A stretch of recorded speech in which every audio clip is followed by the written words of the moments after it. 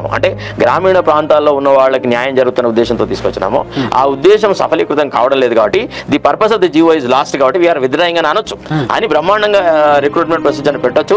Meritorious క్యాండిడేట్స్కి వచ్చు. ఇవాళ నష్టపోయింది ఎవరైనా జీవో ఎంఎస్ నెంబర్ 46 వల్ల అందరూ బీసీలు, ఎస్సీలు, ఎస్టీలు, మాక్సిమం ఎస్సీ ఎస్టీలు నాశనమైనారు తెలుసా. అనగారిన వర్గాలకు సంబంధించి పూర్తిగా వాళ్ళకి ఇప్పుడు ఒక మెరిటోరియస్ క్యాండిడేట్ అంటే నీకు ఫిజికల్ ఈవెంట్స్లలో దేహదారుఢ్యం చూపట్టి ఎక్కువ మార్కులు తెచ్చినారు.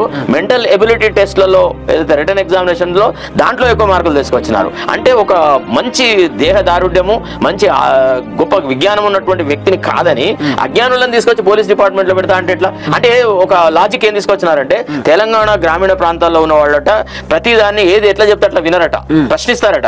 అరే మరి ప్రశ్నించడం అనేది ఈ గడ్డలో పుట్టింది.